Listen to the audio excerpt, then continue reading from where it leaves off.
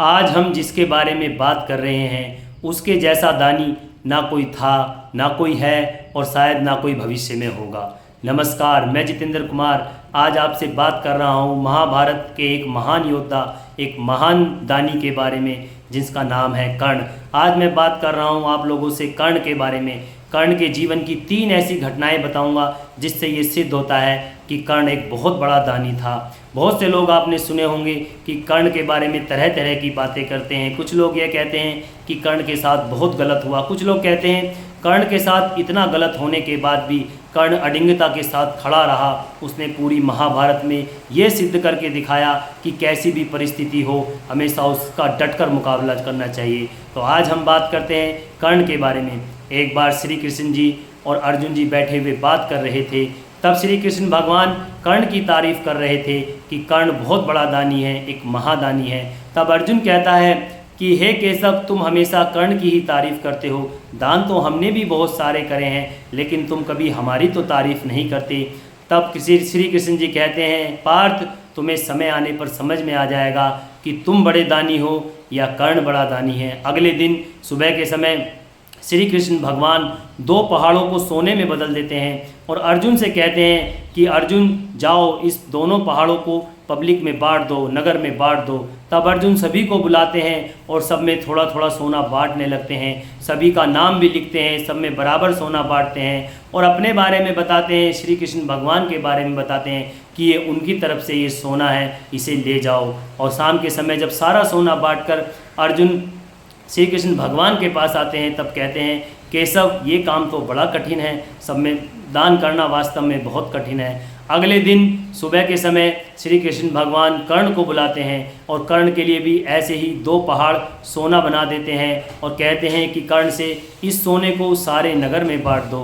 तब कर्ण सारे नगरवासियों को बुलाते हैं और सबसे कहते हैं कि ये सोना आप लोगों का है, आप इसे आपस में बांट लीजिए। ये कहकर कर्ण वहाँ से चले जाते हैं। तब श्री कृष्ण भगवान अर्जुन से कहते हैं, पार्थ, तुमने देखा कि तुम्हारे में और उसमें क्या अंतर है।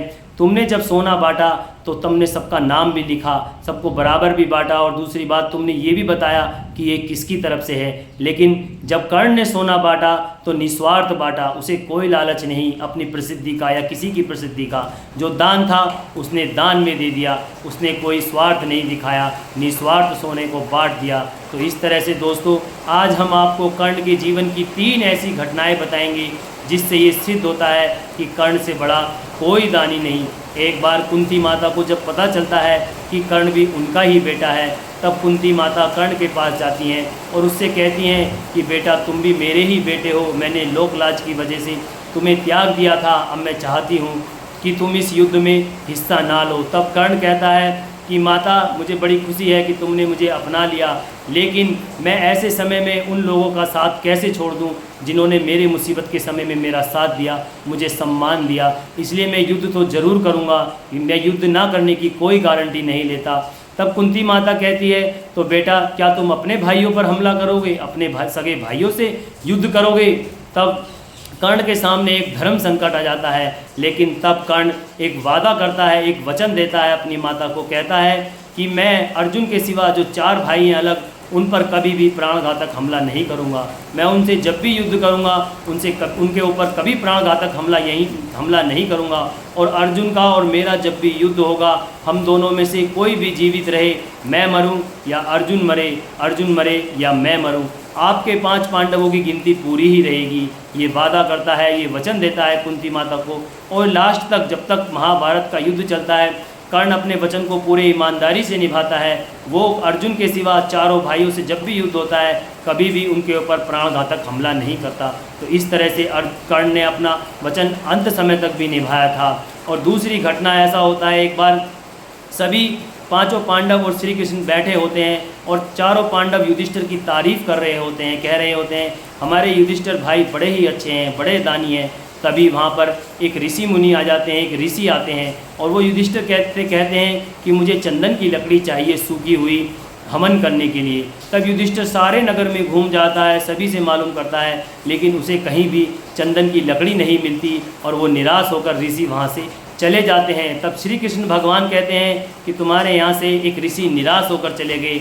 अब मैं तुम्हें दिखाता हूँ कि कर्ण कितना बड़ा दानी है। श्री कृष्ण भगवान एक ऋषि का भेष बदलकर कर्ण के पास जाते हैं और कर्ण से कहते हैं कि मुझे चंदन की लकड़ी चाहिए। तब कर्ण कोई भी बात बिना सोचे देरी करे अपने सारे ही दरवाजे और खिड़कियां कटवा देता है जो कि चंदन के बने होते हैं और उन ऋषि को दे देता है। इस तरह से ये सिद्ध होता है दूसरी घटना में भी कि कर्ण कितना बड़ा दानी था। और तीसरी घटना जो है वो है जब कर्ण अंतिम सांसें गिन रहा था, मृत्यु की सैया पर लेटा हुआ था, उसे मृत्यु आने ही वाली होती है, तब भी श्री कृष्ण भगवान अर्जुन के सामने कर्ण की तारीफ़ कर रहे होते हैं। तब अर्जुन फिर कहता है कि प्रभु तुम तो हमेशा इसकी तारीफ़ ही करते रहते हो। तब श्री कृष्ण भगवान कहते हैं नहीं पार्थ, ये वास्तव में तारीफ़ के लायक है। तुम्हें मैं अभी फिर सिद्ध करके दिखाता हूँ कि कर्ण से बड़ा कोई दानी नहीं।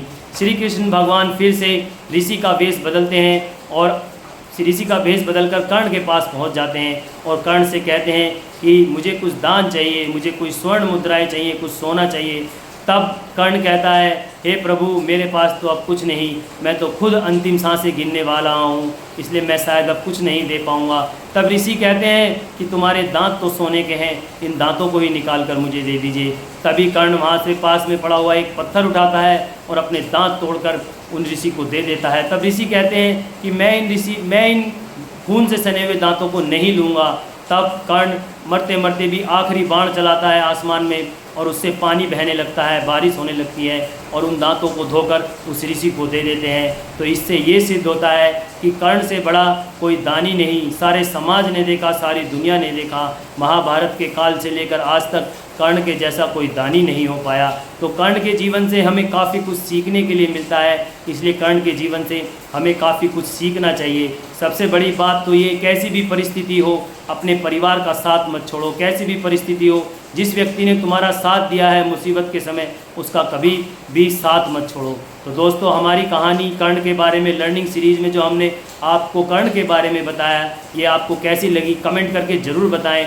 और यदि हमारी वीडियो आपको अच्छी लगती हैं तो हमारी वीडियो को शेयर भी किया कीजिए और हमारी वीडियो को लाइक करो, वीडियो पर कमेंट करो, बताओ कि हमारी वीडियो आपको कैसी लगती हैं। हमारे जो हम कहानियाँ लेकर आते हैं, जो मुद्दे लेकर आते हैं, वो आपको कैसे लगते हैं, कमेंट करके ज़रूर बताया कीजिए। और अंत में यही कहेंगे कि हमारे चैनल को सब्सक्राइब करें। धन्यवाद। जय हिंद।